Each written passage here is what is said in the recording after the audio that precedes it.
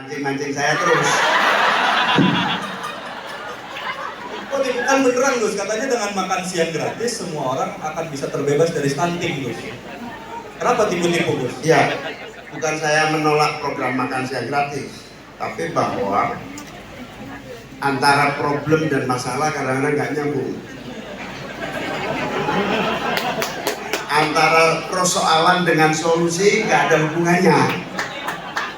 Ya tadi malam kita lihat sendiri, problem perempuan dijawab dengan makan siang. Problem stunting dijawab dengan makan siang. Kalau saya jelas, perintah agama itu jelas. Hifdzun nasab, jaga keturunanmu. Itu bukan perintah pribadi, perintah negara. Negara harus mengamankan keturunan. Jadi sejak ibu hamil harus dibantu oleh pemerintah. Ada subsidi yang diberikan pemerintah kepada ibu hamil. Meskipun jangan diumumkan, nanti hamil semua di sini. Mau subsidi semua Gus. Enggak, bercanda. Saya kapan hari itu ketemu ibu-ibu di mana ya, di Surabaya, kumpul begini rame. Terus di Bekasi. Saya bilang, Bu, salah satu program saya adalah subsidi untuk ibu hamil. Jadi menurut ibu-ibu gimana? Nggak mau. Udah kapok hamil katanya. Sudah agak tua ya ini. Hamil itu Pak, lelah kan. Memang hamil itu pekerjaan yang paling berat. Dari segi fisik, kesehatan, makanan, konsumsi yang harus disiapkan. Karena itu wajib negara memperhatikan ibu-ibu hamil kalau mau generasinya bebas dari stunting. Lah kalau makan siang untuk anak sekolah bukan stunting namanya, itu hiburan. Dan perlu tahu nggak? Kasih tahu nggak? Itu kalau mau dihitung real minimal 1 tahun 460 triliun Untuk makan siang itu Gus. makan siang. Nah kalau ini untuk pemberdayaan petani, orang-orang bisa beli makan sendiri kok. Belum lagi nanti pasti ada permainan penyeragaman menu. Kan masing-masing ada yang suka bakso, ada sate, ada yang lebih parah sukanya cilok melulu. Masa makan siang cilok tetap stunting gitu. Parah. Tapi kalau di Jogja pengalaman saya akhir bulan pasti mie instan. Jadi menurut saya ini harus disikapi dengan hati-hati. Kadang-kadang anak-anak mahasiswa itu suka gratisan sih. Jadi, kalau dikasih program gratisan, wah menarik ini gitu.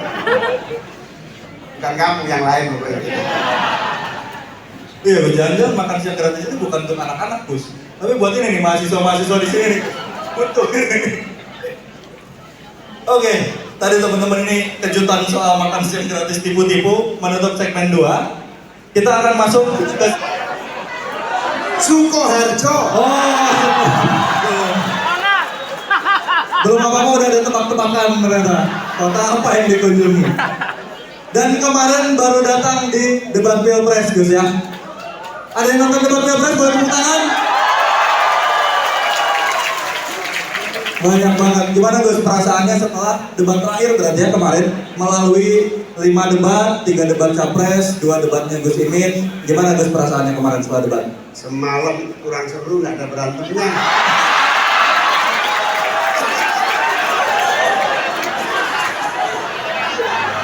Kemarin ada bayang Gus ya, baik-baik aja ya.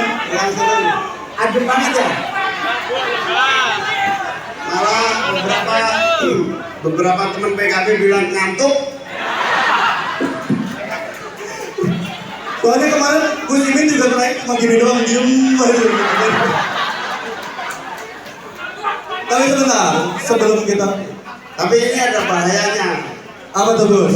Berarti rakyat kita, bangsa kita lebih suka berantem daripada serius. Suka keributan Gus. Sebelum kita memulai segmen dengan Gus Imin, Gus, kalau di sini spesial karena kita akan ada yang nge-review debat dulu Gus.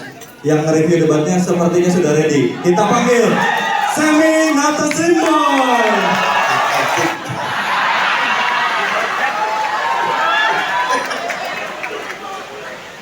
Etak etik gak bahaya lah. ada kata-kata satu kata etik-etik. Nah ini.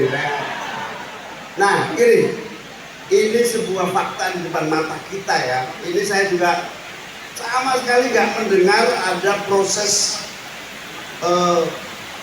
persidangan etik di DKPP.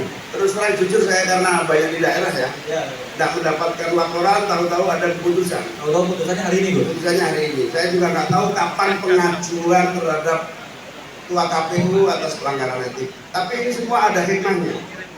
Ada hikmahnya bahwa jangan main-main dengan demokrasi kita. Jangan main-main dengan etika kita. Karena etika itu sumber hukum yang jauh lebih preventif dibanding pelaksanaan hukum positif. Lebih efektif di dalam penegakan proses aturan. Karena itu ini serius, nggak main-main. Saya nggak tahu ada janjian apa enggak dengan kampus yang lagi ngamuk-ngamuk itu atau enggak ini. Tapi bahwa keprihatinan kita terhadap pelanggaran etika demokrasi ini, etika berbangsa dan bernegara ini memprihatinkan. Karena itu saya dan kita semua, saya mengajak semua mengedepankan etika menjadi tertinggi dalam semua proses berbangsa dan bernegara. Etika terhadap ketatanegaraan, etika terhadap lingkungan, etika terhadap cara kerja pembangunan, etika terhadap politik.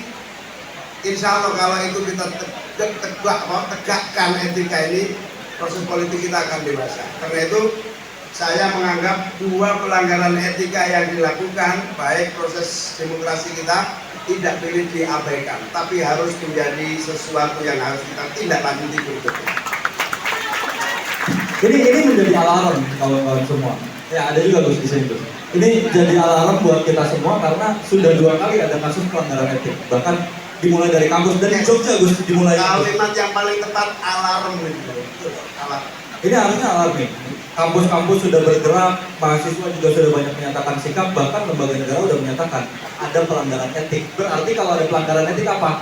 Ada yang salah dengan proses pencalonan. Tapi untuk memasukkan mereka ke rumah sakit itu mereka nggak ada yang bertanggung jawab akan mereka gitu.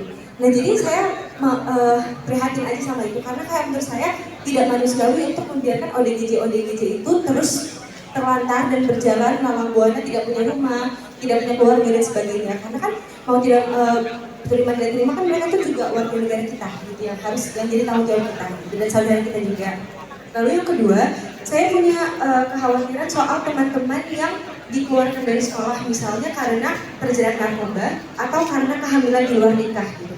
Masalahnya mungkin teman-teman tahu sendiri yang mahasiswa atau yang sudah lulus kuliah, kalau misalnya kita mau registrasi ulang nih pendaftaran masuk kuliah, itu kan ada tes bebas narkobanya juga ya. Jadi kalau ada anak-anak yang sudah terjerat narkoba, yang sebagaimana kita tahu anak-anak itu kan sangat mudah terpengaruh ya, jadi dia belum bisa bertanggung jawab atas pilihannya sendiri. Lalu dia diputus dari akses pendidikannya, diputus dari akses universitas dan sebagainya. Bagaimana dia bisa mendapatkan pekerjaan yang layak untuk dirinya sendiri? Sama juga seperti perempuan-perempuan yang hamil di luar nikah di usia sekolah, jika mereka terus dikeluarkan dari sekolah begitu saja, bagaimana mereka akan menghidupi anak-anaknya yang kemudian nanti juga akan menjadi generasi penerus bangsa. Sementara kita membutuhkan SDM yang mumpuni untuk masa depan Indonesia yang lebih baik. Lalu yang ketiga, untuk perempuan ini tentang perempuan lagi ya Gus, perempuan korban kekerasan domestik, terkadang itu malah merugikan bagi mereka untuk melaporkan suami mereka. Karena jika suami mereka ditahan dan dipenjara, mereka